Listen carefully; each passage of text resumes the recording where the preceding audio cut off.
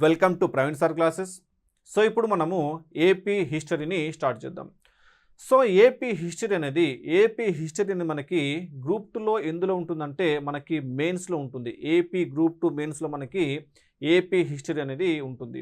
So ఇక్కడ ఈ group 2 అనేది ఏపీ గ్రూప్ 2 మెయిన్స్ అనేది మనకి 300 మార్క్స్కి కండక్ట్ చేయబడుతుంది. Total 300 marks AP group 2 mains అనేది టోటల్ 300 మార్క్స్కి కండక్ట్ చేయబడుతుంది.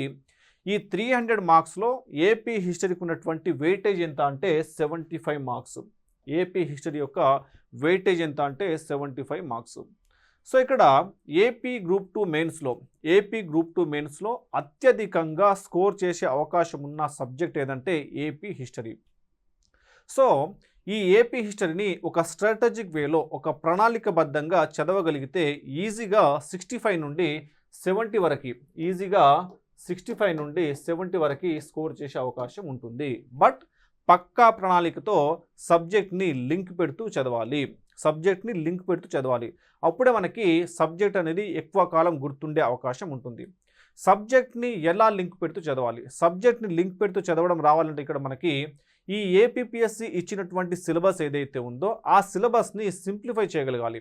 సిలబస్ని సింప్లిఫై చేసిన తర్వాత ఆ సిలబస్లో ఇచ్చినటువంటి టాపిక్స్ ఏవైతే ఉన్నాయో ఆ టాపిక్స్ని లింక్ పెడుతూ చదవాలి. అప్పుడే మనకి సబ్జెక్ట్ అనేది ఎక్కువ కాలం గుర్తుండే అవకాశం ఉంటుంది అండ్ ఈ సబ్జెక్ట్లో ఎక్కువ స్కోర్ చేసే అవకాశం ఉంటుంది.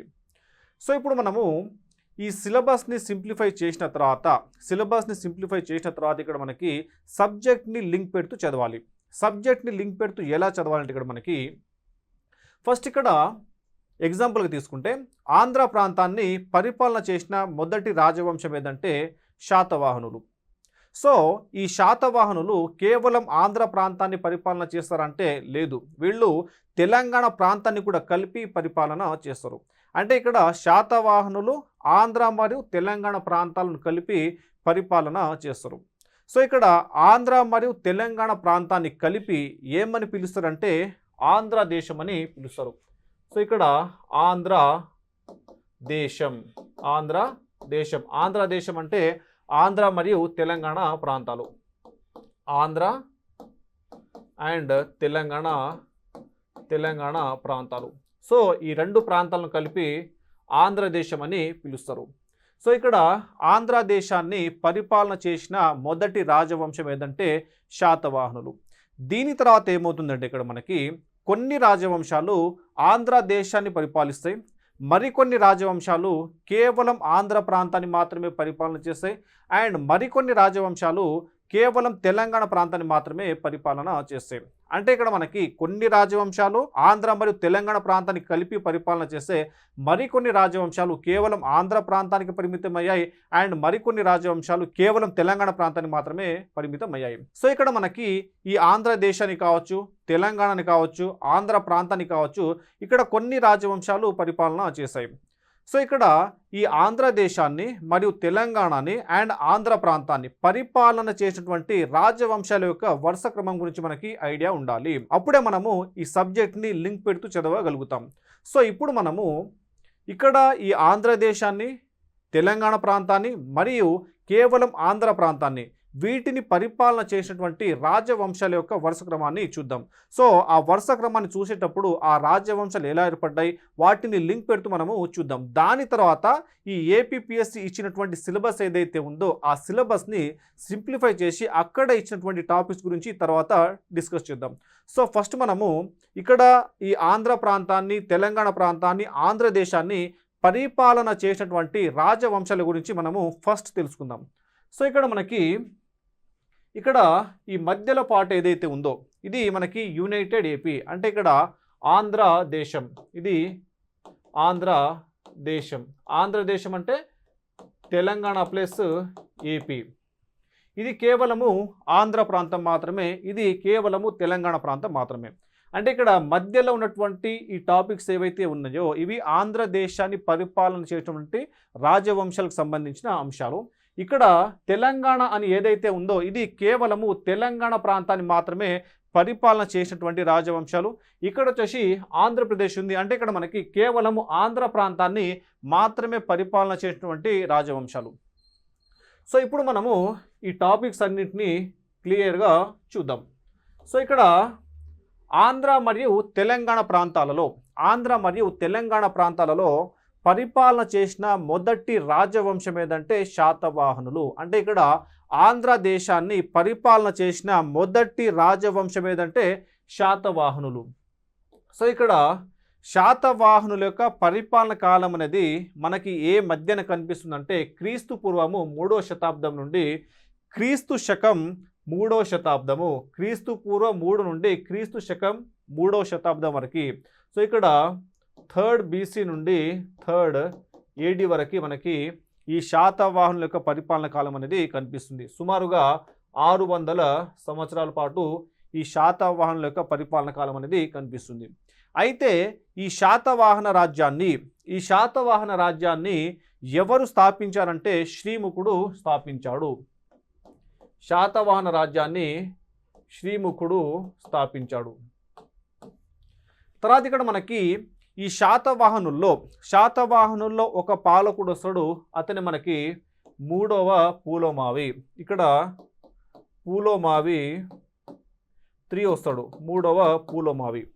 ఈ 3వ పూలోమావి యొక్క సేనాపతి ఎవరంటే ఇక్కడ మనకి శ్రీశాంతములుడు. ఇతని యొక్క సేనాపతి శ్రీశాంతములుడు. అయితే ఈ 3వ పూలోమావి విజయపూరిని రాజధానిగా చేసుకొని పరిపాలన చేస్తూ ఉంటాడు. ఇతని యొక్క రాజధాని విజయపూరి. ఇతను విజయపూరిని రాజధానిగా చేసుకొని పరిపాలన చేస్తున్నప్పుడు ఈ శ్రీశాంతములుడు ఇతనిపైన తిరుగుబాటు చేస్తాడు. దీంతో ఈ శ్రీశాంతములుడితో భయపడినటువంటి 3వ పూలోమావి ఈ విజయపూరిని వదిలేసి బళ్ళారికి పారిపోయాడు. ఇతను బళ్ళారికి పారిపోయాడు. ఈ 3వ పూలోమావి బళ్ళారికి పారిపోయిన తర్వాత ఇక్కడ విజయపూరి రాజధానిగా ఈ శ్రీశాంతములుడు ఇక్ష్వాక రాజ్యాన్ని స్థాపించాడు.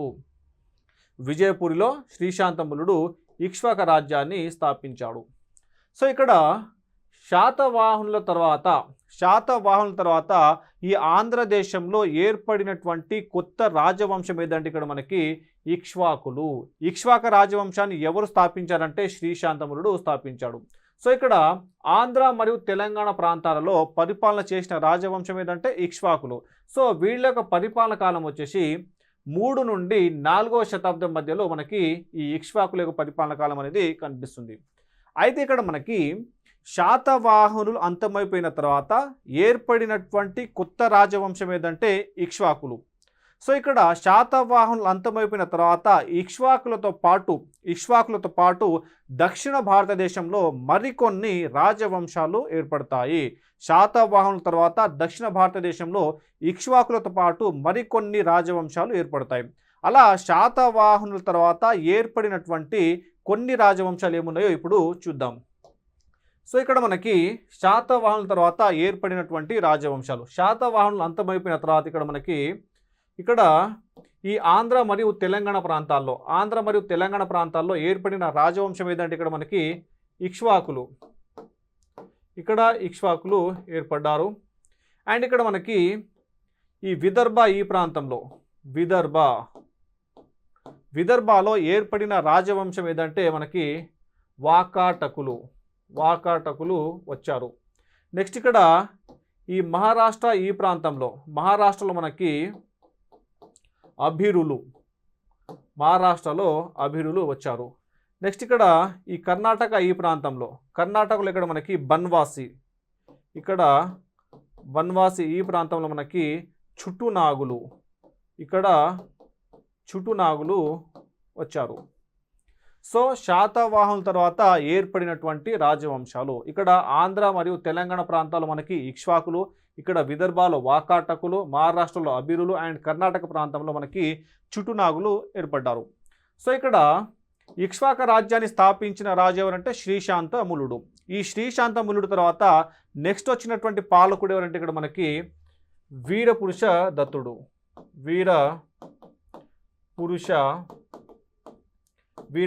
దత్త. అండ్ ఇక్కడ మనకి ఇక్ష్వాక పాలకుడు వీరపురుష దత్తుడు ఉన్నప్పుడు ఇక్కడ వాకాటక రాజు ఎవరంటే ఒకటవ ప్రవరసేన. సో ఇప్పుడు ఏమవుతుందంటే ఇక్కడ మనకి ఇక్ష్వాక పాలకుడు వీరపురుష దత్తుడు ఉన్నప్పుడు ఈ వాకాటక రాజు ఒకటవ ప్రవరసేన ఇక్కడ ఈ ఇక్ష్వాక రాజ్యం పైన దండయాత్ర చేస్తాడు. దండయాత్ర చేసి ఇక్కడ ఈ ఉత్తర తెలంగాణని ఆక్రమించుకున్నాడు. సో ఇక్కడ నార్త్ తెలంగాణ ఉత్తర తెలంగాణని ఆక్రమించుకున్నాడు ఈ ఒకటవ ప్రవరసేనుడు. అండ్ దీంతో పాటు ఇక్కడ మనకి ఇక్కడ ఇక్ష్వాకులకి అనేక మంది సామంతులు ఉంటారు. అలా ఇక్కడ మనకి ఇక్కడ ఈ గుంటూరు అండ్ నెల్లూరు ఈ ప్రాంతంలో మనకి ఇక్కడ తొలి పల్లవులు ఉంటారు. సో ఇక్కడ తొలి పల్లవులు గుంటూరు నెల్లూరు ఈ ప్రాంతంలో మనకి ఈ ఇక్ష్వాకుల యొక్క సామంతులు ఎవరంటే తొలి పల్లవులు. సో ఇక్కడ ఈ గుంటూరు మరియు నెల్లూరు ప్రాంతాన్ని ఏమని పిలుస్తారంటే ఇక్కడ మనకి కర్మ రాష్ట్రం అని చెప్పేసి పిలుస్తారు. దీనిని కర్మ రాష్ట్రం అని పిలుస్తారు. సో ఇక్కడ కర్మ రాష్ట్రంలో ఎవరి యొక్క పరిపాలన ఉందంటే ఇక్కడ మనకి తొలి పల్లవులు ఎవరి యొక్క సామంతులు అంటే ఇక్కడ మనకి ఇక్ష్వాకుల యొక్క సామంతులు. అలా మనకి ఇక్ష్వాకుల్లో ఒక రాజు వస్తాడు, అతనే రుద్రపురుష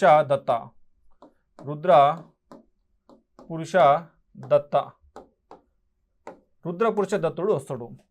ఇక్కడ ఇక్ష్వాక రాజు రుద్రపురుష దత్తుడు ఉన్నప్పుడు ఇక్కడ తొలి పల్లవ రాజు ఎవరంటే ఇక్కడ మనకి శివస్కంద వర్మ.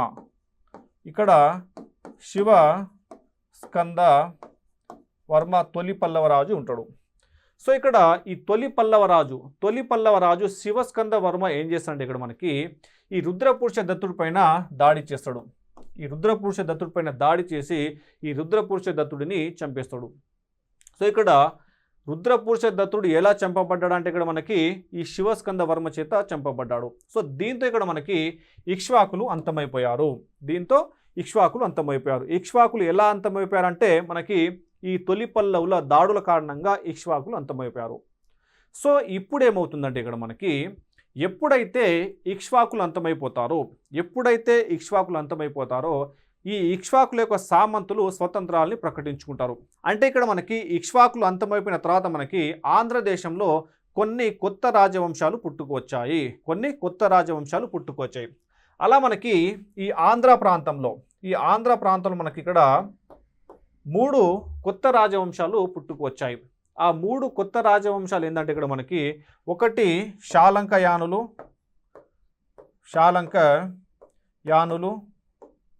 రెండవది బృహత్పలాయనులు,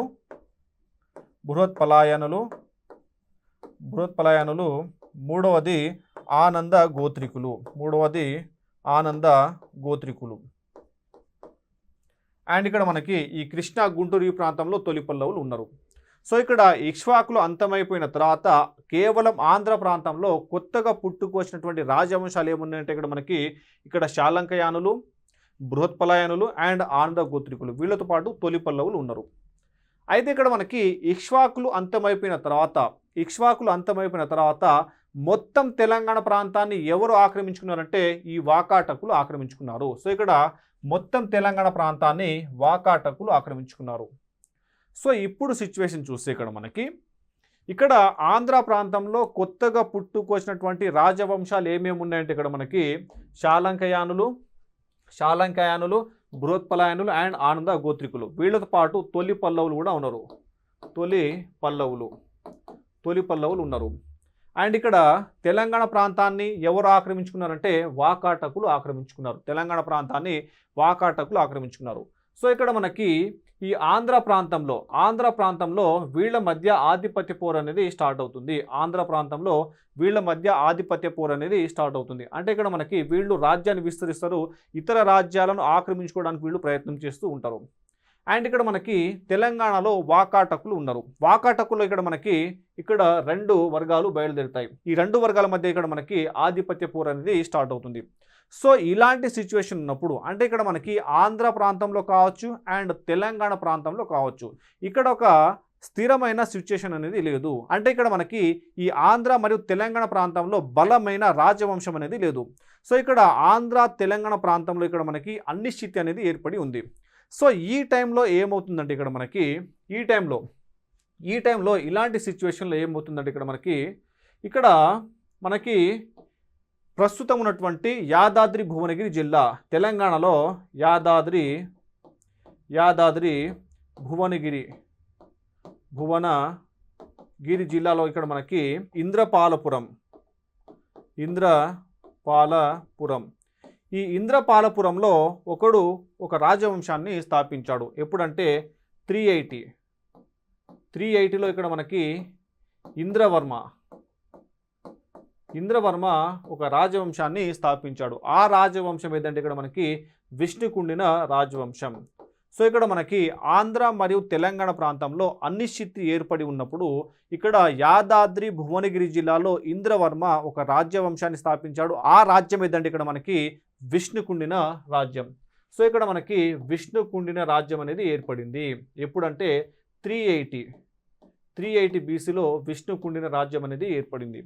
సో ఈ విష్ణుకుండిన రాజ్యం ఏర్పడిన తర్వాత ఈ విష్ణుకుండుని ఏం చేస్తారంటే ఇక్కడ మనకి ఈ తెలంగాణలో ఉన్నటువంటి వాకాటకుల్ని తరిమివేస్తారు. తెలంగాణలో ఉన్నటువంటి వాకాటకుల్ని తరిమివేసి ఈ తెలంగాణ ప్రాంతాన్ని ఆక్రమించుకుంటారు. అండ్ దీని తర్వాత ఇక్కడ మనకి ఈ ఆంధ్రలో ఉన్నటువంటి ఈ చిన్న చిన్న రాజవంశాలన్నింటినీ ఓడించేసి ఈ మొత్తం ఆంధ్ర ప్రాంతాన్ని తమ ఆధీనంలోకి తెచ్చుకుంటారు ఈ విష్ణుకుండినులు. సో ఇక్కడ ఇక్ష్వాకుల తర్వాత ఆంధ్ర మరియు తెలంగాణ ప్రాంతాన్ని పరిపాలన చేసినటువంటి రాజవంశాలు ఏదంటే అక్కడ మనకి విష్ణుకుండినులు. సో ఇక్కడ విష్ణుకుండినుల యొక్క పరిపాలన కాలం వచ్చేసి 4 నుండి 7వ శతాబ్దం మధ్య కాలంలో మనకి ఈ విష్ణుకుండినుల యొక్క పరిపాలన కాలం అనేది కనిపిస్తుంది.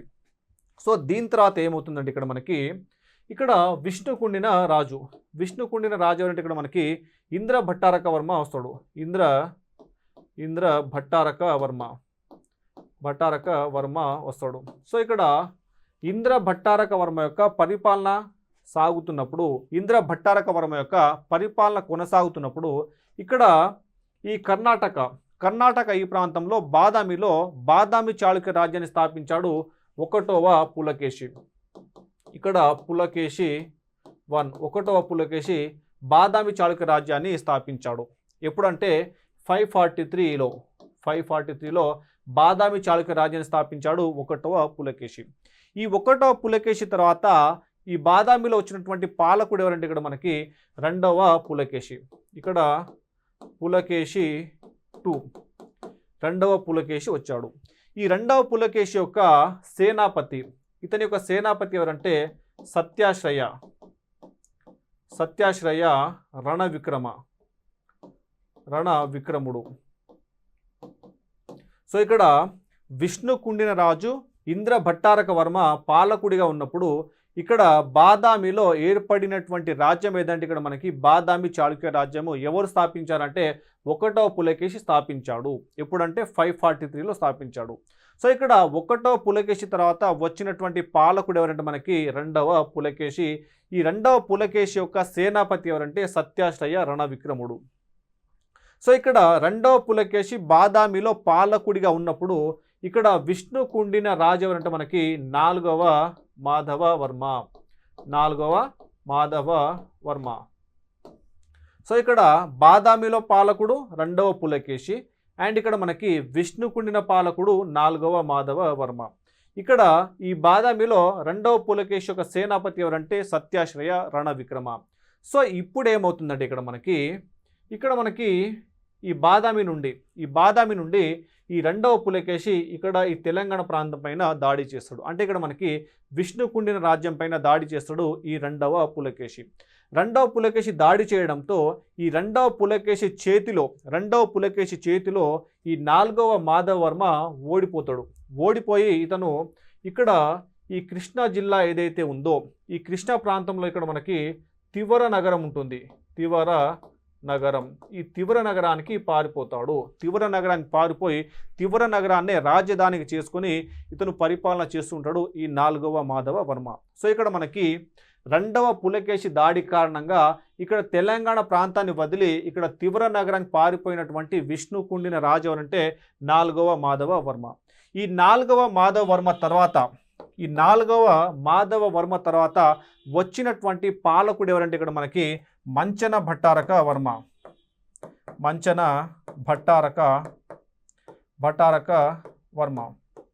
సో ఇక్కడ మంచన భట్టారక వర్మ తివర నగరంలో పాలకుడిగా ఉన్నప్పుడు సో ఇక్కడ ఈ తివర నగరానికి పక్కనే ఒక ప్రాంతం ఉంటుంది, అదే పిష్టిపురం. ఇక్కడ పిష్టిపురం ఉంటుంది. పిష్టిపురం, దీనినే పిఠాపురం అని అంటారు. సో ఈ పిఠాపురంలో ఎవరి యొక్క పరిపాలన ఉందంటే ఇక్కడ మనకి దుర్జియా వంశం. ఇక్కడ మనకి దుర్జియా వంశం యొక్క పరిపాలన ఉంది. అప్పటి దుర్జియా వంశ పాలకుడు ఎవరంటే ఇక్కడ మనకి పృథ్వీమూల మహారాజు. ఇక్కడ పృథ్వీమూల మహారాజు.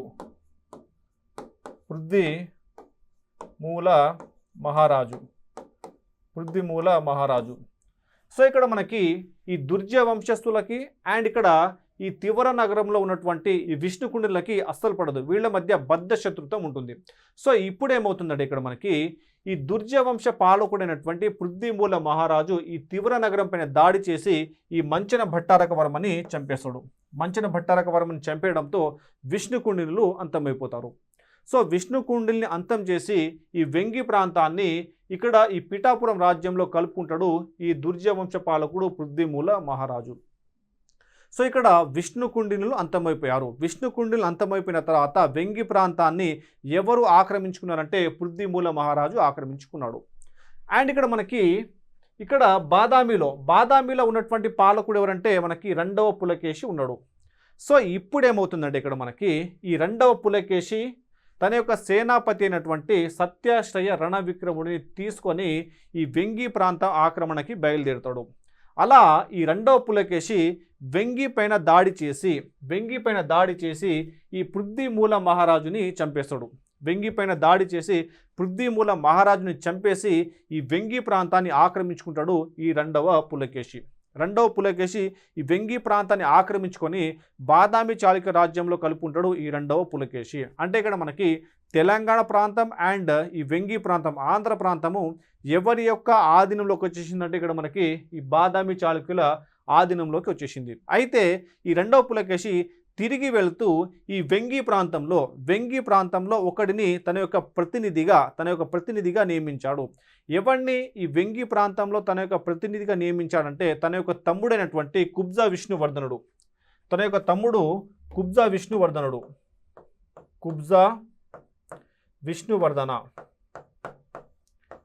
విష్ణువర్ధన్ అని ఈ వెంగి ప్రాంతంలో తన యొక్క ప్రతినిధిగా నియమించాడు. సో ఈ కుబ్జా విష్ణువర్ధనుడు ఏం చేస్తాడంటే ఇక్కడ మనకి 624లో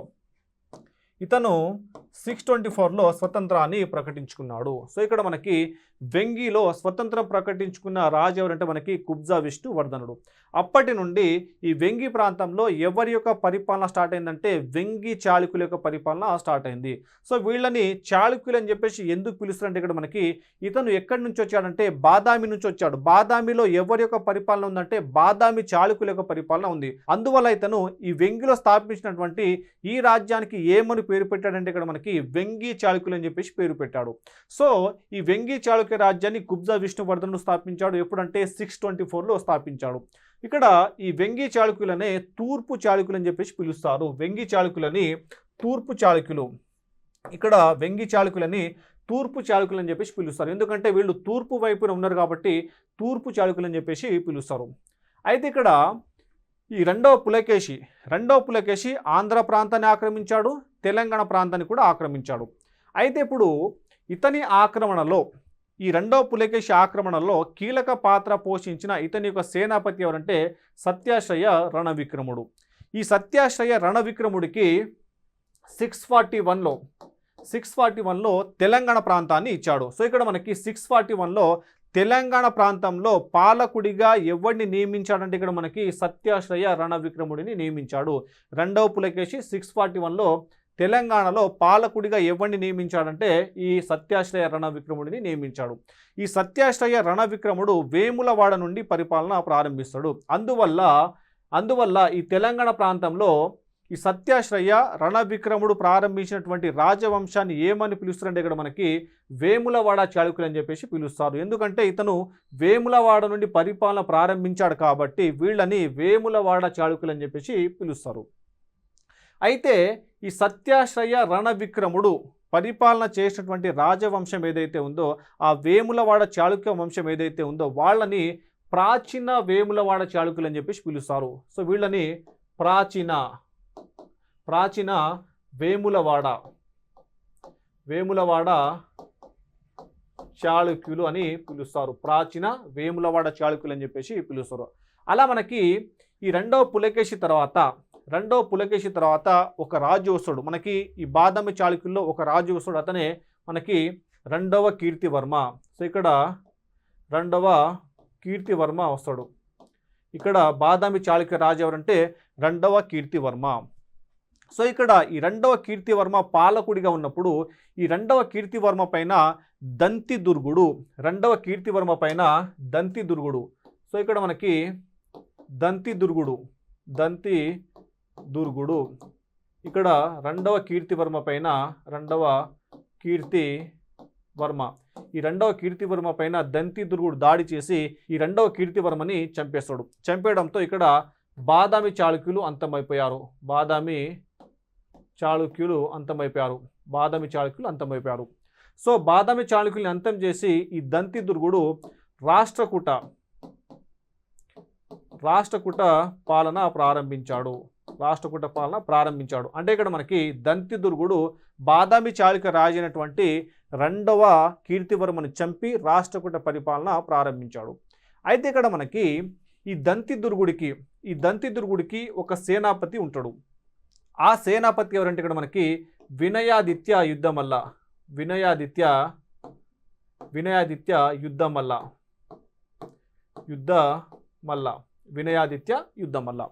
సో ఈ వినయాదిత్య యుద్ధమల్ల ఈ దంతిదుర్గుడి ఆక్రమణలలో కీలక పాత్ర పోషిస్తాడు.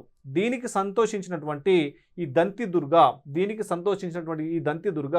ఇక్కడ ఈ తెలంగాణ ప్రాంతాన్ని ఆక్రమించి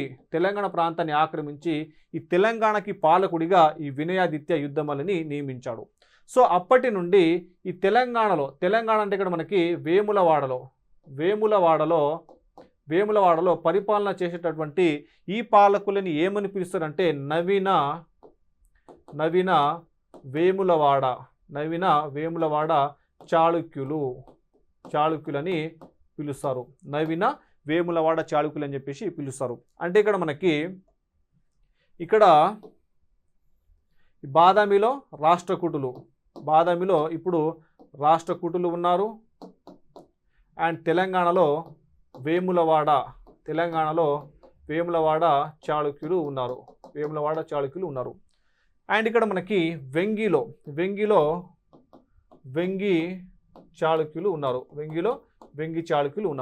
సో ఇక్కడ ఈ వెంగి చాళుక్యుల్లో మనకి ఒక రాజు వస్తాడు. అతనే రెండవ విజయాదిత్య.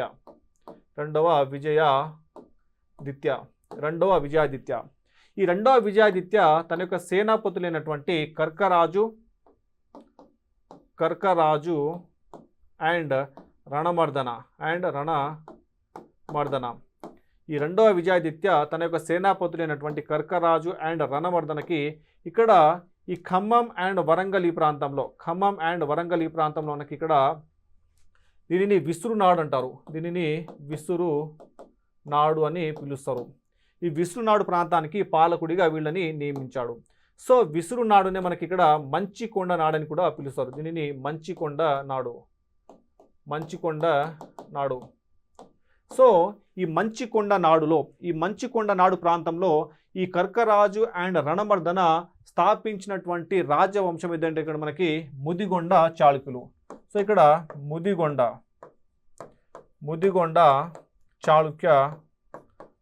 చాళుక్య రాజ్యాన్ని స్థాపించారు. అంటే ఇక్కడ మనకి సిచ్యువేషన్ చూస్తే ఇక్కడ బాదామిలో రాష్ట్రకూటులు, ఇప్పుడు బాదామిలో రాష్ట్రకూటులు ఉన్నారు. అండ్ ఇక్కడ వేములవాడలో, ఈ తెలంగాణ ఈ ప్రాంతంలో వేములవాడలో వీళ్ళ యొక్క సామంతులు మనకి వేములవాడ చాళుక్యులు ఉన్నారు. అండ్ ఇక్కడ మనకి ఇక్కడ వెంగిలో వెంగి చాళుక్యులు ఉన్నారు. అండ్ ఇక్కడ ఖమ్మం ఈ ప్రాంతంలో మనకి ఇక్కడ ముదిగొండ చాళుక్యులు ఉన్నారు.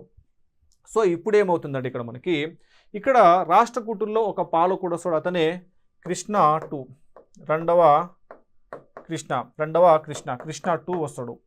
అండ్ ఈ రెండవ కృష్ణుడి యొక్క సేనాపతి, ఇతని యొక్క సేనాపతి ఎవరంటే గుండ్యానా. ఇక్కడ రెండవ కృష్ణ పాలకుడిగా ఉన్నప్పుడు వేములవాడ చాళుక్య రాజు ఎవరంటే ఇక్కడ మనకి 1వ బద్దెగా, ఇక్కడ బద్దెగా 1వ బద్దెగా పాలకుడిగా ఉంటాడు.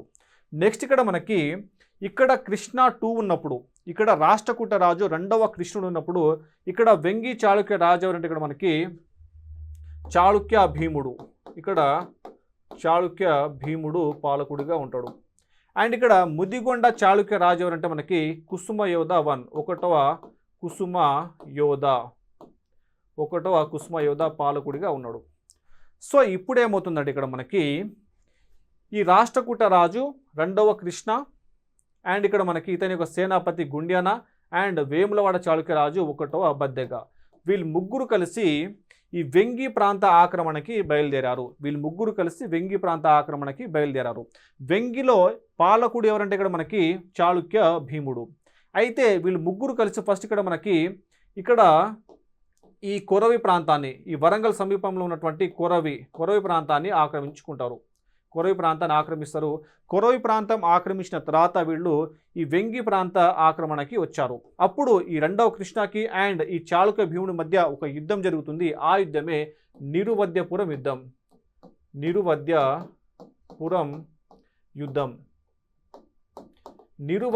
యుద్ధంలో ఈ చాళుక్య భీముడు ఓడిపోతాడు. కానీ ఇక్కడ ఏమవుతుందంటే ఈ నిరువద్యపురం యుద్ధంలో ఈ రాష్ట్రకూట రాజు యొక్క సేనాపతి ఎవరంటే గుండ్యానా చంపబడతాడు. దీంతో ఈ 2వ కృష్ణుడు చాలా బాధపడతాడు. అనవసరంగా గుండ్యానా చనిపోయాడని చెప్పేసి చాలా బాధపడతాడు. తర్వాత ఏం చేస్తారంటే ఈ గుండ్యానాకి ఒక కొడుకు ఉంటాడు. ఈ గుండ్యానాకి ఒక కొడుకు ఎర్రియా. ఈ గుండ్యానా యొక్క కొడుకు ఎవరంటే ఎర్రియా. ఈ ఎర్రియాని ఇక్కడ ఈ కొరవి ప్రాంతానికి పాలకుడిగా ప్రకటించాడు. సో ఇక్కడ కొరవి ప్రాంతానికి పాలకుడు ఎర్రియా. ఎవరంటే ఎర్రియా. సో ఇక్కడ ఈ కొరవి ప్రాంతానికి ఎర్రియాని పాలకుడిని చేసిన రాజు ఎవరంటే 2వ కృష్ణుడు. సో ఇప్పుడు సిచ్యువేషన్ ఇలా ఉంది. సో దీని తర్వాత ఏమవుతుందంటే ఇక్కడ మనకి ఈ ఎర్రియా యొక్క కొడుకు బేతియా. ఇతని యొక్క కొడుకు బేతియా. ఈ బేతియా యొక్క కొడుకు కాకర్త్య గుండ్యానా.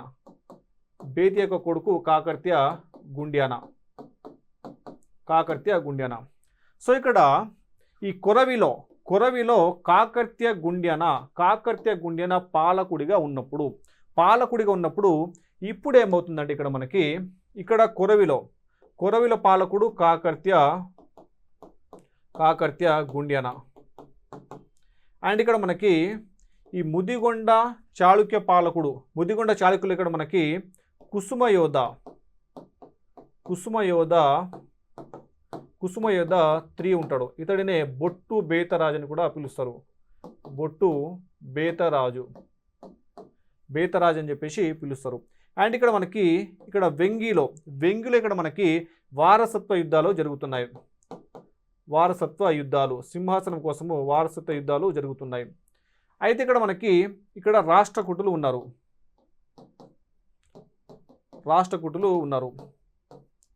సో ఇక్కడ రాష్ట్రకూటుల్లో ఒక రాజు ఉంటాడు. ఆ రాజు అంటే ఇక్కడ మనకి కర్కరాజు. ఇక్కడ రాష్ట్రకూట రాజు కర్కరాజు వస్తాడు. సో ఈ కర్కరాజుని 2వ తైలవుడు చంపేస్తాడు. చంపేసి ఈ రాష్ట్రకూటుల్ని అంతం చేసి ఇక్కడ మనకి ఈ బాదామిలో కళ్యాణి చాళుక్య రాజ్యాన్ని స్థాపించాడు. ఈ 2వ తైల. సో ఇక్కడ కొరవిలో కాకర్త్య గుండ్యానా పాలకుడిగా ఉన్నప్పుడు ఇక్కడ రాష్ట్రకూటులు అంతమైపోయారు. అండ్ ఇక్కడ మనకి ఇక్కడ కళ్యాణి చాళుక్యులు వచ్చారు. కళ్యాణి చాళుక్య రాజు ఎవరంటే 2వ తైల. అండ్ ఇక్కడ మనకి ముదిగొండలో పాలకుడు ఎవరంటే మనకి 3వ కుసుమ యోధ, ఇతడినే బొట్టు బేతరాజు అని చెప్పేసి పిలుస్తారు. సో ఇప్పుడు ఏమవుతుందండి, ఇక్కడ మనకి ఈ రెండవ తైలాకి ఒక సేనాపతి ఉంటాడు, రెండవ తైలాకి ఒక సేనాపతి ఉంటాడు. ఆ సేనాపతి ఇక్కడ మనకి విరియాల ఎర్రభూపతి, విరియాల ఎర్రభూపతి, విరియాల ఎర్రభూపతి.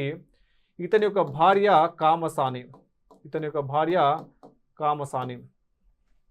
సో ఇప్పుడేమవుతుందండి, ఇక్కడ మనకి ఈ రెండవ తైలాకి అండ్ ఇక్కడ కాకర్త్య గుండెన మధ్య విభేదాలు ఏర్పడతాయి. రెండవ తైలవుడికి అండ్ కాకర్త్య గుండెన మధ్య విభేదాలు ఏర్పడతాయి.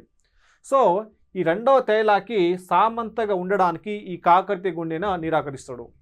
అండ్ ఇక్కడ ఈ కొరవిలో ఉన్నటువంటి కాకర్త్య గుండెనకి అండ్ ముదిగొండ చాళుక్య పాలకుడు కుసుమయోధ 3 మధ్య మనకి బద్ధ శత్రుత్వం ఉంటుంది.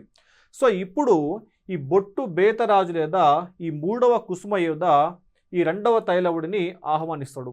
ఈ రెండవ తైలవుడిని ఆహ్వానించి ఏమని చెప్తారంటే, అయ్యా తైల గారు, మీరు ఈ కాకర్త్య గుండెన పైన దాడి చేయండి, నేను కూడా మీకు సహకరిస్తాను, మనం ఇద్దరం కలిసి ఈ కాకర్త్య గుండెని వేసేద్దామని చెప్పేసి ఈ రెండవ తైలకి ఆహ్వానం పంపిస్తాడు ఈ కుసుమయోధ 3. దీంతో ఈ తైలా 2 ఏం చేస్తారంటే తన యొక్క సేనాపతి అయినటువంటి విరియాల ఎర్రభూపతిని పంపిస్తాడు. విరియాల ఎర్రభూపతి అండ్ బొట్టు బేతరాజు, విరియాల ఎర్రభూపతి అండ్ బొట్టు బేతరాజు కలిసి ఈ కాకర్త్య గుండెనని చంపేస్తారు, కాకర్త్య గుండెనని చంపేస్తారు. అయితే ఇక్కడ మనకి ఈ కాకర్త్య గుండెన యొక్క సోదరి ఎవరంటే ఈ కామసాని, కాకర్త్య గుండెన యొక్క సోదరి ఎవరంటే కామసాని. ఇక్కడ కాకర్త్య గుండెనకి ఒక కొడుకు ఉంటాడు, అతనే 1వ బేతరాజు. ఇతను చాలా చిన్న పిల్లవాడు. కాకర్త్య గుండెన చంపబడినప్పుడు 1వ బేతరాజు చిన్న పిల్లవాడు. సో ఈ కాకర్త్య గుండెనని చంపేసిన తర్వాత కామసాని చాలా బాధపడుతుంది. చాలా బాధపడి ఇక్కడ ఈ రెండవ తైలాన్ని కలుస్తుంది. రెండవ తైలాన్ని కలిసి రిక్వెస్ట్ చేస్తుంది, మా అన్న చనిపోయాడు, మా అన్న యొక్క కొడుకు 1వ బేతరాజు, ఈ 1వ బేతరాజుని ఏదో ఒక ప్రాంతానికి పాలకుడిగా ప్రకటించమని చెప్పేసి ఈ కామసాని రెండవ తైలాన్ని కోరుతుంది.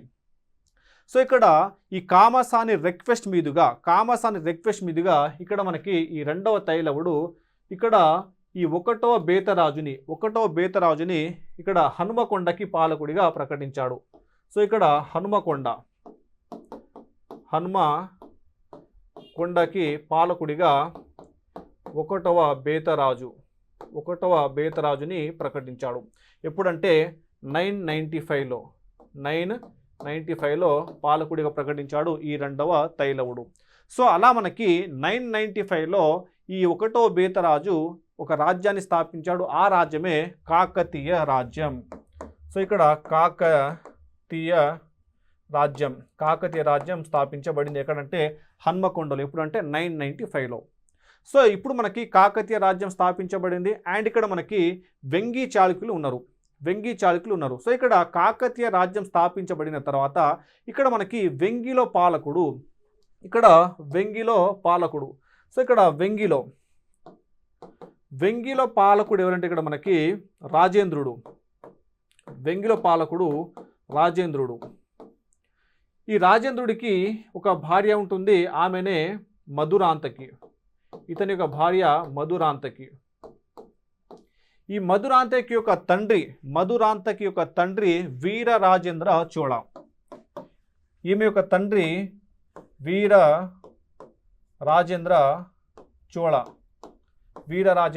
వీళ్ళది చోళ రాజ్యం, తమిళనాడు చోళ రాజ్యం. అయితే ఈ వీర రాజేంద్ర చోళకి మగ సంతానం ఉండదు. తర్వాత ఈ వీర రాజేంద్ర చోళ చనిపోతాడు. ఎప్పుడైతే ఈ వీర రాజేంద్ర చోళ చనిపోతాడో అప్పుడు ఈ మధురాంతకి ఏం చేస్తుందంటే ఈ రాజేంద్రుడిని తీసుకొని ఈ చోళ రాజ్యానికి వెళ్ళిపోతుంది. చోళ రాజ్యానికి వెళ్ళిపోతుంది. సో ఇక్కడ ఈ రాజేంద్రుడు ఈ వెంగి రాజ్యాన్ని వదిలి చోళ రాజ్యానికి వెళ్ళిపోయేటప్పుడు ఇక్కడ ఈ వెంగి రాజ్యంలో పాలకుడిగా ఎవరిని నియమించాడంటే ఇక్కడ మనకి 7వ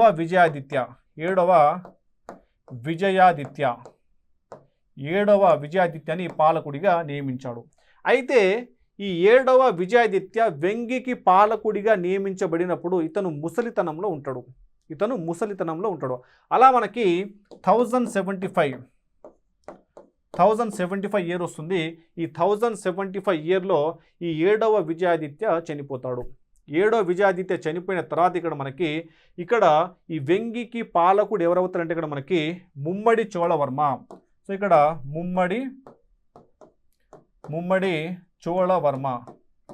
ముమ్మడి చోళవర్మ పాలకుడు అవుతాడు. వెంగికి పాలకుడైన వ్యక్తి ఎవరంటే ముమ్మడి చోళవర్మ. ఇతను ఒక అసమర్థుడు. ఇతనికి ఒక సేనాపతి ఉంటాడు, అతనే గొంకరాజు 1.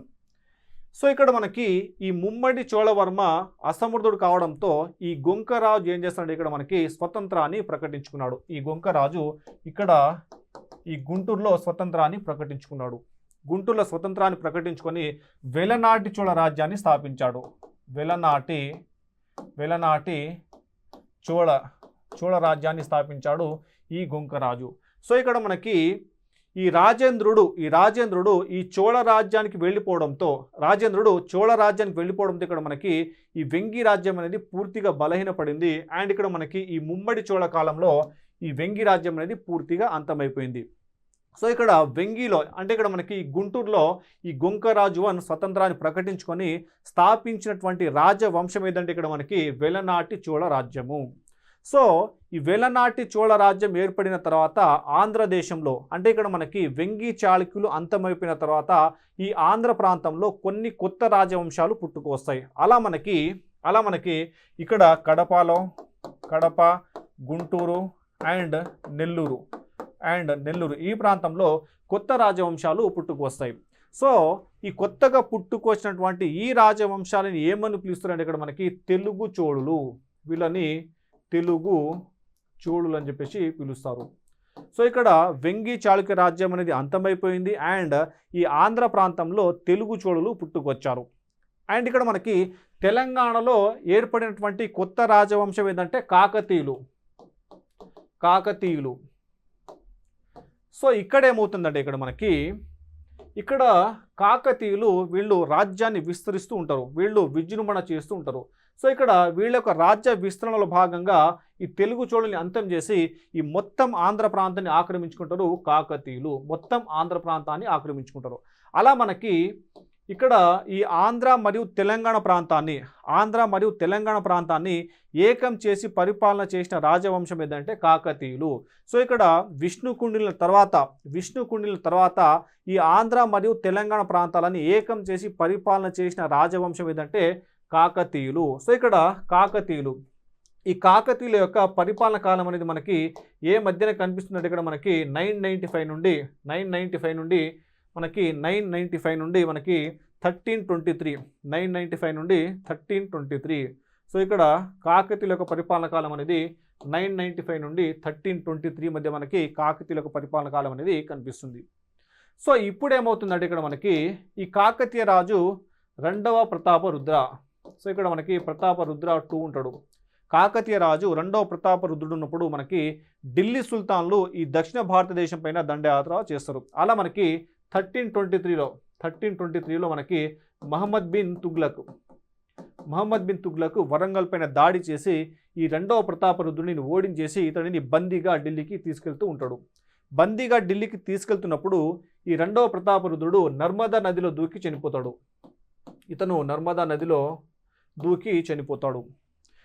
నదిలో దూకి చనిపోయిన తర్వాత ఏమవుతుందంటే ఇక్కడ మనకి ఈ మహమ్మద్ బిన్ తుగ్లక్ ఇక్కడ మనకి ఈ వరంగల్ ప్రాంతాన్ని ఆక్రమించిన తర్వాత ఈ వరంగల్కి సుల్తాన్పూర్ అని పేరు పెడతాడు. ఈ సుల్తాన్పూర్కి పాలకుడిగా ఎవరిని నియమించాడంటే మాలిక్ మక్బూల్. సో ఇక్కడ వరంగల్కి పాలకుడిగా మాలిక్ మక్బూల్ని నియమించాడు.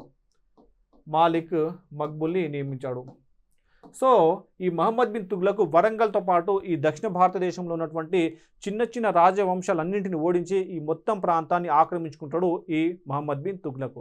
దీంతో ఇక్కడ ఏమవుతుందంటే ఇక్కడ మనకి ఈ రాజ్యాలను కోల్పోయినటువంటి రాజులు ఎవరైతే ఉన్నారో ఈ రాజులందరూ ఏకమై అలా మనకి 75 మందితో ఒక కూటమిగా ఏర్పడతారు. సో ఈ కూటమికి ఎవరు నాయకత్వం వహిస్తారంటే ఇక్కడ మనకి మసునూరి ప్రళయ నాయకుడు. దీనికి మసునూరి ప్రోలయ నాయకుడు నాయకత్వం వహిస్తాడు. సో ఇతని నాయకత్వంలో ఈ 75 మంది రాజులు ఏకమై ఇక్కడ విముక్తికి పోరాటాన్ని చేపడతారు. వీళ్ళు విముక్తి పోరాటం ప్రారంభిస్తారు. సో అందులో భాగంగానే ఈ వరంగల్ పైన దండయాత్ర చేసి ఈ మాలిక్ మక్బూల్ని తరిమివేస్తారు. మాలిక్ మక్బూల్ని తరిమివేసిన తర్వాత ఇక్కడ మనకి 1325లో ఇక్కడ మనకి మసునూరి ప్రోలయ నాయకుడు ఇక్కడ మనకి రేఖాపల్లిలో 1325లో రేఖాపల్లి రాజధానిగా మసునూరి వంశ పరిపాలన స్టార్ట్ చేస్తాడు. మసునూరి వంశ పాలన స్టార్ట్ చేశాడు మసునూరి ప్రోలయ నాయకుడు.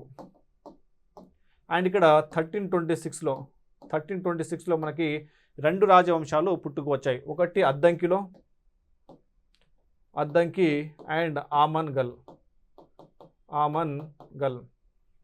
సో ఇక్కడ అద్దంకిలో రెడ్డి రాజ్యం వస్తుంది. అండ్ ఆమన్గల్లో మనకి వెలమ రాజ్యం వస్తుంది. సో ఇక్కడ అద్దంకిలో రెడ్డి రాజ్యాన్ని ఎవరు స్థాపించారంటే ప్రోలయ వేమారెడ్డి. అండ్ ఇక్కడ మనకి ఆమన్గల్లో వెలమ రాజ్యాన్ని రేచర్ల సింగమ నాయుడు ఈ వెలమ రాజ్యాన్ని స్థాపించాడు. ఎప్పుడంటే 1326లో. సో ఇక్కడ మనకి కాకతీయుల తర్వాత ఇక్కడ తెలంగాణ ప్రాంతంలో ఎవరి యొక్క పరిపాలన కనిపిస్తుందంటే మనకి మసునూరి వంశం యొక్క పరిపాలన కనిపిస్తుంది. అండ్ ఇక్కడ మనకి రేచర్ల పద్మనాయకులు లేదా వెలుమల యొక్క పరిపాలన కనిపిస్తుంది. మరి ఆంధ్ర ప్రాంతంలో ఎవరి యొక్క పరిపాలన కనిపిస్తుంది అంటే మనకి రెడ్డి రాజుల యొక్క పరిపాలన కనిపిస్తుంది. సో ఇక్కడ మనకి 1326 నుంచి 1425 వరకు మనకి రెడ్డి రాజుల యొక్క పరిపాలన కనిపిస్తుంది. సో ఇక్కడ మనకి దీని తర్వాత ఏమవుతుందంటే ఇక్కడ మనకి 1336లో మనకి అనేగొందిలో మనకి విజయనగర సామ్రాజ్యం అనేది ఏర్పడింది. 1336లో అనేగొందిలో విజయనగర సామ్రాజ్యం అనేది ఏర్పడింది. కర్ణాటక ఈ ప్రాంతంలో విజయనగర రాజ్యం అనేది ఏర్పడింది. అండ్ ఇక్కడ బహమని రాజ్యం ఏర్పడింది 1347లో గుల్బర్గాలో బహమని రాజ్యం అనేది ఏర్పడింది. సో ఇక్కడ ఈ బహమని రాజ్యం అనేది దశల వారీగా తెలంగాణ ప్రాంతం మొత్తాన్ని ఆక్రమించుకుంటుంది. బహమని రాజ్యం అనేది ఇక్కడ ఈ మసునూరి వాళ్ళని ఓడించేస్తుంది. అండ్ ఈ వెలమాలని అంతం చేసి మొత్తం తెలంగాణ ప్రాంతాన్ని ఎవరు ఆక్రమించుకున్నారంటే ఈ బహమనిలు ఆక్రమించుకున్నారు. అండ్ ఇక్కడ మనకి ఈ రెడ్డి రాజుల్ని అంతం చేసి ఈ విజయనగర పాలకులు ఈ ఆంధ్ర ప్రాంతాన్ని ఆక్రమించుకున్నారు. సో ఇక్కడ ఆంధ్ర ప్రాంతాన్ని విజయనగర పాలకులు ఆక్రమించుకున్నారు. అండ్ తెలంగాణ ప్రాంతాన్ని బహమనిలు ఆక్రమించుకున్నారు. సో దీని తర్వాత ఏమవుతుందంటే ఇక్కడ మనకి ఈ బహమని రాజ్యం నుండి 5 కొత్త రాజ్యాలు పుట్టుకొచ్చాయి. అలా పుట్టుకొచ్చినటువంటి 5 కొత్త రాజ్యాలు ఏమంటే ఇక్కడ మనకి ఒకటి బీరార్, రెండవది బీజాపూర్, మూడవది అహ్మద్నగర్, నాలుగవది బీదర్ అండ్ 5వది కుతుబ్షాయిలు, గోల్కొండ కుతుబ్షాయిలు ఇక్కడ గోల్కొండ కుతుబ్షాయిలు.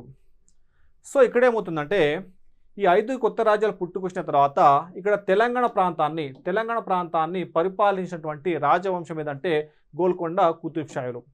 సో దీని తర్వాత ఏమవుతుందంటే ఇక్కడ మనకి ఈ బహమని నుండి పుట్టుకొచ్చినటువంటి 5 రాజవంశాలు ఇక్కడ మనకి ఈ 4 రాజవంశాలు బీరార్ కాకుండా ఈ బీజాపూర్, అహ్మద్నగర్, బీదర్ అండ్ గోల్కొండ ఈ రాజ్యాలు ఒక కూటమిగా ఏర్పడతాయి. సో ఇక్కడ మనకి ఈ ముస్లిం రాజ్యాలు అండ్ ఈ విజయనగర పాలకులు. సో ఇక్కడ ఈ బహమని నుండి పుట్టుకొచ్చినటువంటి ఈ కొత్త రాజ్యాలు ఏవైతే ఉన్నాయో వాటికి అండ్ ఈ విజయనగర రాజ్యం మధ్య యుద్ధం జరుగుతుంది. ఎప్పుడంటే 1565లో వీళ్ళ మధ్య యుద్ధం జరుగుతుంది. ఆ యుద్ధమే మనకి తల్లికోట యుద్ధం. సో ఈ తల్లికోట యుద్ధం తల్లికోట యుద్ధం తర్వాత ఇక్కడ మనకి విజయనగర రాజ్యం అనేది పూర్తిగా ధ్వంసం చేయబడింది. సో ఇక్కడ మనకి విజయనగర రాజ్యం అనేది పూర్తిగా బలహీనపడింది. విజయనగర రాజ్యం పూర్తిగా బలహీనపడడంతో ఇక్కడ తెలంగాణ ప్రాంతంలో ఉన్నటువంటి ఈ కుతుబ్ షాలు ఎవరైతే ఉన్నారో వీళ్ళు ఆంధ్ర ప్రాంతాన్ని ఆక్రమించుకుంటారు. సో ఇక్కడ ఆంధ్ర ప్రాంతాన్ని మరలా ఆక్రమించుకుంది ఎవరంటే మనకి కుతుబ్ షాహీలు. అలా మనకి ఈ తెలంగాణ మరియు ఆంధ్ర ప్రాంతాన్ని కలిపి పరిపాలన చేసిన మరొక రాజవంశం ఏదంటే మనకి కుతుబ్ షాహీలు. సో ఇక్కడ మనకి కుతుబ్ షాహీల యొక్క పరిపాలన కాలం అనేది 1512 నుంచి 1687 మధ్య మనకి కనిపిస్తుంది. కుతుబ్ షాహీల యొక్క పరిపాలన 1512 నుండి 1687. ఇక్కడ 1687లో ఇక్కడ మనకి ఔరంగజేబ్ 1687లో ఔరంగజేబ్ ఏం చేస్తాడంటే ఇక్కడ మనకి ఈ గోల్కొండని ఆక్రమించుకుంటాడు. గోల్కొండని ఆక్రమించుకొని ఈ గోల్కొండ రాజ్యాన్ని మొఘల్స్లో విలీనం చేసుకుంటాడు. అలా మనకి 1687 నుండి 1724 మధ్య మనకి దక్కన్లో ఎవరి యొక్క పరిపాలన కనిపిస్తుంది అంటే మొఘల్స్ యొక్క పరిపాలన కనిపిస్తుంది. దీని తర్వాత మనకి 1724లో నిజాం ఉల్ ముల్క్ 1724లో నిజాం ఉల్ ముల్క్ ఇక్కడ మనకి ఈ అసఫ్ జాహీ రాజ్యాన్ని స్థాపించాడు. దక్కన్లో అసఫ్ జాహీ రాజ్యాన్ని స్థాపించాడు. సో ఇక్కడ మనకి ఈ కుతుబ్ షాహీల యొక్క పరిపాలన ఉన్నప్పుడు మనకి ఈ యూరోపియన్లు భారతదేశానికి వచ్చారు. అందులో భాగంగానే ఆంధ్ర ప్రాంతానికి కూడా వచ్చారు. అలా ఆంధ్ర ప్రాంతానికి వచ్చినటువంటి యూరోపియన్లు ఇక్కడ మనకి ఈ అసఫ్ జాహీల పరిపాలన కాలంలో ఇక్కడ మనకి దశల వారీగా ఆంధ్ర ప్రాంతాన్ని ఆక్రమించుకుంటారు. ఎవరు ఆక్రమించుకున్నారంటే బ్రిటిష్ వాళ్ళు దశల వారీగా ఆంధ్ర ప్రాంతాన్ని ఆక్రమించుకున్నారు. అసఫ్ జాహీల నుండి ఈ బ్రిటిష్ వాళ్ళు దశల వారీగా ఆంధ్ర ప్రాంతాన్ని ఆక్రమించుకుంటారు. అలా మనకి 1802 ఇయర్ వస్తుంది. 1802 ఇయర్లో మనకి ఇక్కడ లార్డ్ వెల్లస్లీ ఏం చేస్తారంటే ఈ ఆంధ్ర ప్రాంతాన్ని మద్రాసులో విలీనం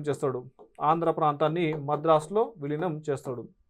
సో ఇక్కడ మనకి అసఫ్ జాహీల యొక్క పరిపాలన కాలంలో ఏమైందంటే ఆంధ్ర ప్రాంతం అనేది మొత్తం ఆంధ్ర మరియు తెలంగాణ ప్రాంతంలో ఆంధ్రదేశం నుండి ఆంధ్ర ప్రాంతాన్ని ఈ బ్రిటిష్ వాళ్ళు ఆక్రమించుకొని ఆ ఆంధ్ర ప్రాంతాన్ని మనకి ఈ మద్రాసులో విలీనం చేస్తారు. అప్పటి నుండి ఈ అసఫ్ జాహీల ఆధీనంలో ఉన్నటువంటి ప్రాంతం ఏంటంటే తెలంగాణ మాత్రమే. సో ఇక్కడ ఈ 1724 నుండి ఇక్కడ తెలంగాణలో ఎవరి యొక్క పరిపాలన కనిపిస్తుందంటే అసఫ్ జాహీల యొక్క పరిపాలన కనిపిస్తుంది. అసఫ్ జాహీల యొక్క పరిపాలన అనేది తెలంగాణలో ఎప్పటి వరకు కనిపిస్తుందంటే 1948 వరకు కనిపిస్తుంది. సో ఇక్కడ అసఫ్ జాహీల యొక్క పరిపాలన తెలంగాణలో 1948 వరకు కనిపిస్తుంది. 1948లో మనకి ఇక్కడ ఆపరేషన్ పోలో జరుగుతుంది. ఈ ఆపరేషన్ పోలో కారణంగా ఇక్కడ మనకి ఈ హైదరాబాద్ సంస్థానం అనేది భారతదేశంలో విలీనమైంది. భారతదేశంలో విలీనమైన తర్వాత 1948 నుండి 1956 వరకు హైదరాబాద్ అనేది ప్రత్యేక రాష్ట్రంగా కొనసాగింది. 1948 నుండి 1956 వరకు హైదరాబాద్ అనేది ప్రత్యేక రాష్ట్రంగా కొనసాగింది.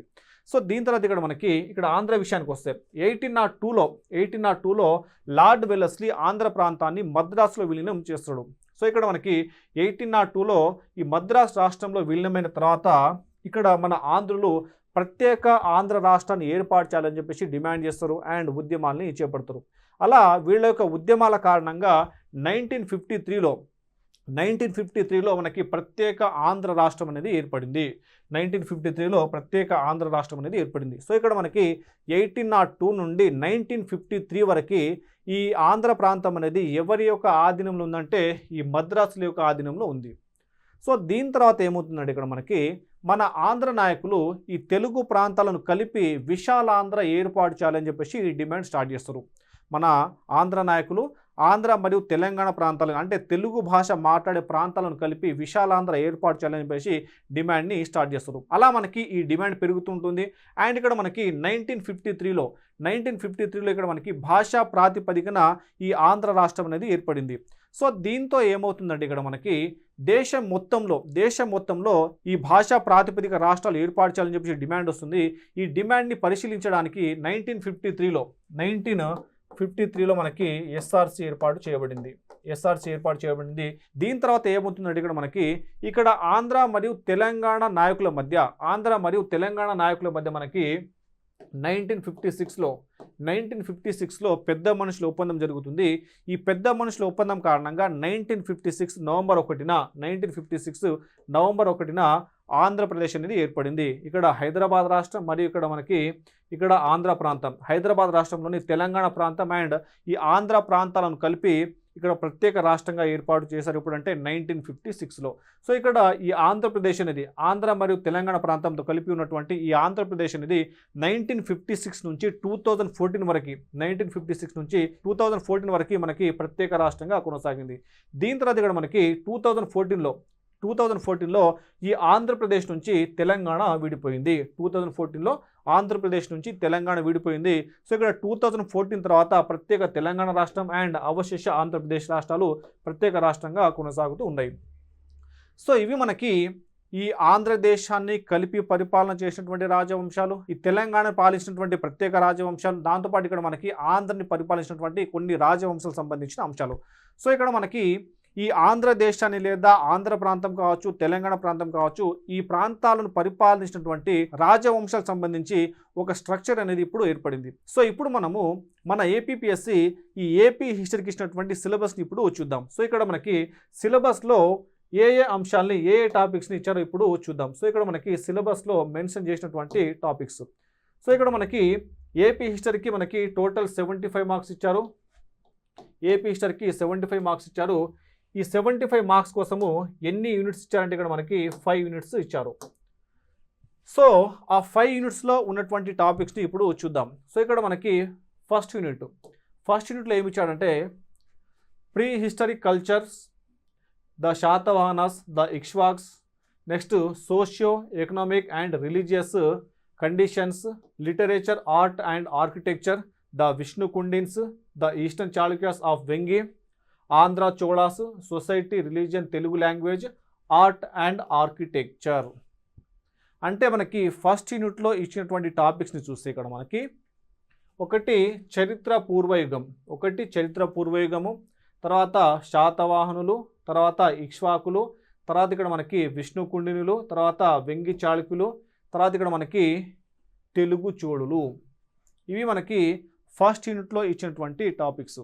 సో ఈ ఫస్ట్ యూనిట్ని మనము ఏ విధంగా పిలవచ్చు అంటే ఇక్కడ మనకి ప్రాచీన ఆంధ్రప్రదేశ్ చరిత్ర అని చెప్పేసి పేర్కొనవచ్చు. ఫస్ట్ యూనిట్ని ప్రాచీన ఆంధ్రప్రదేశ్ చరిత్ర అని చెప్పేసి పిలవచ్చు. సో ఇక్కడ మనకి శాతవాహనులు, ఇక్ష్వాకులు, విష్ణుకుండినులు, తూర్పు చాళుక్యులు అండ్ తెలుగు చోళాస్. సో వీళ్ళని చూసేటప్పుడు ఇక్కడ ఈ రాజవంశాన్ని పరిపాలించినటువంటి రాజులు, వాళ్ళ కాలంలో ఉన్నటువంటి సామాజిక పరిస్థితులు, ఆర్థిక పరిస్థితులు, మతపరమైన పరిస్థితులు అండ్ వాళ్ళ కాలంలో ఉన్నటువంటి సాహిత్యము, చిత్రలేఖనము, శిల్పకళ గురించి మనం ఇక్కడ చూస్తాం. నెక్స్ట్ ఇక్కడ సెకండ్ యూనిట్లో ఏమి ఇచ్చాడంటే ఇక్కడ మనకి various major and minor dynasties that ruled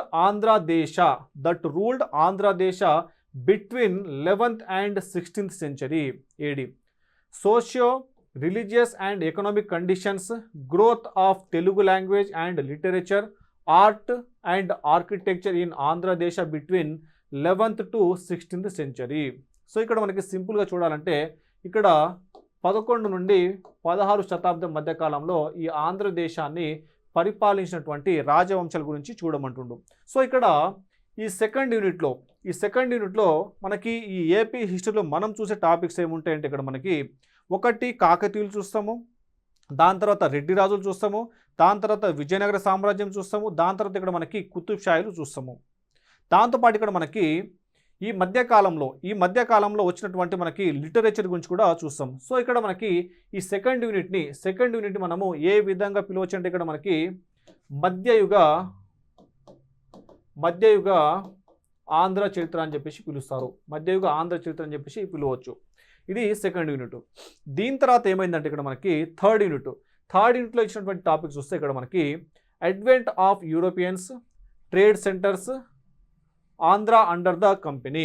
next ఇక్కడ 1857 revolt and it's impact on Andhra, establishment of British rule, socio cultural awakening, justice party, self respect movement, growth of nationalist movement in Andhra between 1885 to 1947, role of socialist, communist, anti-zamindari and kisan movements. Growth of Nationalist poetry, revolutionary literature, నాటక సంస్థలు and women participation. So ఇక్కడ ఈ third యూనిట్లో ఇచ్చినటువంటి topics ఏంటంటే ఇక్కడ మనకి యూరోపియన్లు భారతదేశానికి వచ్చారు. భారతదేశానికి వచ్చిన తర్వాత వాళ్ళకు వర్తక కేంద్రాలు ఏర్పాటు చేసుకున్నారు. అందులో భాగంగానే ఆంధ్ర ప్రాంతానికి కూడా వచ్చారు. ఆంధ్ర ప్రాంతానికి వచ్చి వర్తక కేంద్రాలు ఏర్పాటు చేసుకున్నారు. అయితే ఈ భారతదేశానికి లేదా ఆంధ్ర ప్రాంతానికి వచ్చినటువంటి యూరోపియన్స్ ఎవరైతే ఉన్నారో వీళ్ళ మధ్య ఆధిపత్య పోరు జరుగుతుంది. ఈ ఆధిపత్య పోరులో ఎవడు విజయం సాధించాడంటే బ్రిటిష్ వాడు విజయం సాధించాడు. బ్రిటిష్ వాడు విజయం సాధించిన తర్వాత దశల వారీగా మనకి ఈ భారతదేశాన్ని ఆక్రమించుకున్నాడు అండ్ ఆంధ్ర ప్రాంతాన్ని కూడా ఆక్రమించుకున్నాడు. ఆక్రమించుకుని ఇతను ఈ బ్రిటిష్ పరిపాలన ఏర్పాటు చేస్తాడు. సో ఇక్కడ ఈ బ్రిటిష్ పరిపాలన ఏర్పాటు చేసిన తర్వాత ఈ బ్రిటిష్ పరిపాలన యొక్క ప్రభావము, దీని తర్వాత ఇక్కడ మనకి 1857లో మనకి సిపాయిల యొక్క తిరుగుబాటు జరుగుతుంది. బ్రిటిష్ వాళ్ళకి వ్యతిరేకంగా సిపాయిల యొక్క తిరుగుబాటు భారతదేశంలో జరుగుతుంది అండ్ ఆంధ్ర ప్రాంతంలో కూడా జరుగుతుంది. సో ఈ సిపాయిల యొక్క తిరుగుబాటు అండ్ దాని యొక్క ప్రభావం, ఆంధ్ర పైన దాని యొక్క ప్రభావాన్ని చూడాలి. నెక్స్ట్ ఇక్కడ మనకి ఈ 19వ శతాబ్దంలో మనకి ఇక్కడ ఈ మూఢ విశ్వాసాలకు వ్యతిరేకంగా సామాజిక సాంస్కృతిక జాగృతి ఉద్యమాలు స్టార్ట్ అవుతాయి. సో అలా ఈ ఆంధ్ర ప్రాంతంలో సామాజిక సాంస్కృతిక జాగృతి ఉద్యమాలు ఎవరు చెప్పారని ఇక్కడ చూడాలి. దాని తర్వాత ఇక్కడ మనకి ఆంధ్ర ప్రాంతంలో జరిగినటువంటి జాతీయ ఉద్యమము, మన భారతదేశంలో జాతీయ ఉద్యమం స్టార్ట్ అవుతుంది అండ్ ఆంధ్ర ప్రాంతంలో కూడా జాతీయ ఉద్యమం అనేది స్టార్ట్ అవుతుంది. సో ఇక్కడ ఆంధ్ర ప్రాంతంలో జరిగినటువంటి ఈ జాతీయ ఉద్యమంలో ఇక్కడ సోషలిస్ట్ అండ్ కమ్యూనిస్టుల పాత్ర అండ్ ఈ మధ్య కాలంలో ఈ జాతీయ ఉద్యమ కాలంలో మనకి ఈ జమీందారీ వ్యతిరేక ఉద్యమాలు అండ్ రైతు ఉద్యమాలు అండ్ ఇక్కడ మనకి ఈ జాతీయ ఉద్యమం అనేది ఎలా జరిగింది, ఇందులో పాల్గొన్నటువంటి నాయకులు అండ్ ఈ జాతీయ ఉద్యమ కాలంలో వచ్చినటువంటి సాహిత్యం గురించి ఇక్కడ మనము చూస్తాం. అండ్ దాంతోపాటు ఇక్కడ మనకి నాటక సంస్థలు అండ్ మహిళల యొక్క పాత్ర కూడా మనము ఇందులో చూస్తాం. ఇది third unit. Next fourth unit ఏంటంటే ఇక్కడ మనకి origin and growth of Andhra movement, role of Andhra Mahasabhas, prominent leaders, events leading to the formation of Andhra state 1953, role of press and newspaper in the Andhra movement, role of library movement and folk and tribal culture. So ఇక్కడ సింపుల్గా fourth unit ఏమి ఇచ్చారంటే ఇక్కడ మనకి 1802లో lord Wellesley Andhra ప్రాంతాన్ని మద్రాసులో విలీనం చేస్తాడు. మద్రాసులో విలీనం చేసిన తర్వాత ఈ ఆంధ్ర ప్రాంతం పైన ఎవరి యొక్క డామినేషన్ కనిపిస్తుందంటే మద్రాసులో యొక్క డామినేషన్ కనిపిస్తుంది. సో ఈ మద్రాసులో యొక్క డామినేషన్కి వ్యతిరేకంగా ప్రత్యేక ఆంధ్ర రాష్ట్రం ఏర్పాటు చేయాలని చెప్పేసి డిమాండ్ స్టార్ట్ అవుతుంది. సో ఈ ప్రత్యేక ఆంధ్ర రాష్ట్ర ఏర్పాటు చేయడం కోసం మనకి మన నాయకులు బయలుదేరుతారు. సో ఇక్కడ ఈ ప్రత్యేక ఆంధ్ర రాష్ట్రం సాధించడం కోసము మనకి ప్రత్యేక ఆంధ్ర మహాసభల్ని ఏర్పాటు చేస్తారు. దాంతోపాటు ఇక్కడ మనకి మన నాయకులు ఉద్యమాలు చేపడతారు. ఆ ఉద్యమంలో పాల్గొన్నటువంటి నాయకులు, ఆ ఉద్యమంలో కీలక పాత్ర పోషించినటువంటి పత్రికలు అండ్ ఇక్కడ గ్రంథాలయ ఉద్యమం గురించి ఇందులో మనము చూస్తాం. సో ఇక్కడ మనకి ఈ ఫోర్త్ యూనిట్ సింపుల్గా చూస్తే మనకి ఆంధ్ర రాష్ట్ర ఏర్పాటుకు సంబంధించిన ఉద్యమాల గురించి ఇక్కడ చూస్తాం. నెక్స్ట్ ఇక్కడ ఫిఫ్త్ యూనిట్ ఏమి ఇచ్చారంటే ఇక్కడ మనకి events leading to the formation of Andhra Pradesh state, Vishalandhra Mahasabha, states reorganisation commission and its recommendations, gentlemen agreement, important socio cultural events between 1956 to 2014. So ఇక్కడ మనకి ఆంధ్రప్రదేశ్ ఎలా ఏర్పడింది అని చెప్పేసి ఇక్కడ అడుగుతున్నాడు. అంటే ఇక్కడ మనకి 1953లో మనకి ఆంధ్ర రాష్ట్రం అనేది ఏర్పడింది. ఆంధ్ర రాష్ట్రం ఏర్పడిన తర్వాత మన నాయకులు ఈ తెలుగు మాట్లాడే ప్రాంతాలను కలిపి విశాలాంధ్ర ఏర్పాటు చేయాలని చెప్పేసి డిమాండ్ని ముందుకు తీసుకొస్తారు. దాని తర్వాత ఇక్కడ మనకి ఈ భారతదేశంలో భాషా ప్రాతిపదిక రాష్ట్రాల యొక్క డిమాండ్ అనేది పెరిగిపోతుంది. సో దీనిని పరిష్కరించడం కోసం, ఈ సమస్యను పరిశీలించడం కోసం మనకి భారత ప్రభుత్వం అనేది ఎస్ఆర్సీని ఏర్పాటు చేసింది. ఎప్పుడంటే 1953లో. సో ఇక్కడ ఈ ఎస్ఆర్సీ 1955లో నివేదికను సమర్పిస్తుంది. ఈ ఎస్ఆర్సీ నివేదికలో ఇక్కడ ఈ విశాలాంధ్ర ఏర్పాటుకు సంబంధించి ఇచ్చినటువంటి రికమెండేషన్స్ ఇక్కడ చూస్తాము. దాని తర్వాత 1956లో ఇక్కడ మనకి ఆంధ్ర మరియు తెలంగాణ నాయకుల మధ్య మనకి పెద్ద మనుషుల ఒప్పందం జరుగుతుంది. ఈ పెద్ద మనుషుల ఒప్పందం కారణంగా మనకి 1956లో ఆంధ్ర మరియు తెలంగాణ ప్రాంతాలను కలిపి ప్రత్యేక ఆంధ్రప్రదేశ్గా ఏర్పాటు చేస్తారు. 1956లో ప్రత్యేక ఆంధ్రప్రదేశ్ ఏర్పడింది. ఆంధ్రప్రదేశ్ ఏర్పడిన తర్వాత నుండి 1956 నుంచి 2014 మధ్య కాలంలో జరిగినటువంటి సంఘటనల్ని చూడమని చెప్పేసి అంటున్నాడు. సో ఇక్కడ ఆంధ్రప్రదేశ్ ఎలా ఏర్పడిందంటే పెద్ద మనుషుల ఒప్పందం కారణంగా ఆంధ్రప్రదేశ్ అనేది ఏర్పడింది. సో ఇక్కడ ఈ పెద్ద మనుషుల ఒప్పందంలో మనకి ఈ తెలంగాణ ప్రాంతం వారికి 14 పరిరక్షణలు ఇస్తారు. సో ఈ పరిరక్షణలు అనేటివి అమలు అవుతాయంటే ఈ పరిరక్షణలు అనేటివి అమలు కావు, ఇవి ఉల్లంఘించబడతాయి. సో దీంతో మనకి ఈ తెలంగాణ ప్రాంతం వాళ్ళు మనకి ప్రత్యేక తెలంగాణ రాష్ట్రం ఏర్పాటు చేయాలని చెప్పేసి డిమాండ్ చేస్తారు. అందులో భాగంగా మనకి అనేక ఉద్యమాలు జరుగుతాయి. సో ఇక్కడ మనకి 1956 నుంచి 2014 మధ్య జరిగినటువంటి ఆ ముఖ్యమైన సంఘటనల్ని ఇక్కడ చూడమని చెప్పేసి అంటున్నాడు. సో ఇక్కడ ఈ 3rd, 4th, 5th యూనిట్స్ ఏవైతే ఉన్నాయో మనకి వీటిని ఆధునిక ఆంధ్రప్రదేశ్ చరిత్ర అని చెప్పేసి పేర్కొంటారు. సో ఈ 5 యూనిట్స్ని సింప్లిఫై చేసి చూస్తే ఇక్కడ మనకి ఇక్కడ ప్రాచీన ఆంధ్రప్రదేశ్ చరిత్ర, ఇందులో ఇచ్చినటువంటి యూనిట్ ఏంటంటే మనకి యూనిట్ 1. ఇక్కడ యూనిట్ 1లో ఇచ్చినటువంటి చాప్టర్ చూస్తే మనకి 1 చరిత్ర పూర్వయుగము, తర్వాత శాతవాహనులు, ఇక్ష్వాకులు, విష్ణుకుండినులు, వెంగి చాళుక్యులు అండ్ తెలుగు చోళులు.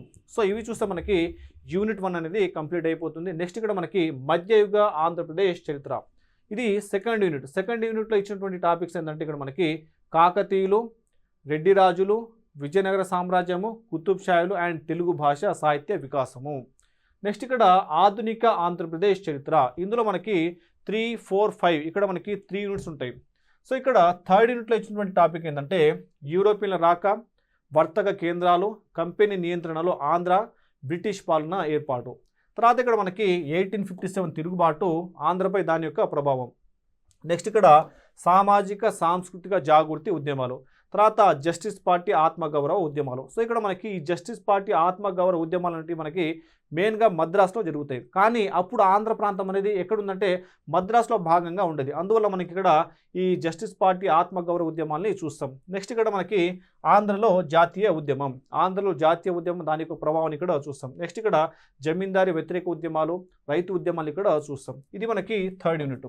నెక్స్ట్ ఇక్కడ 4th యూనిట్ ఏంటంటే ఇక్కడ మనకి ఆంధ్ర రాష్ట్ర ఉద్యమాలు అండ్ ఆంధ్ర రాష్ట్ర ఏర్పాటు, దీనికి సంబంధించి ఇక్కడ చూస్తాం.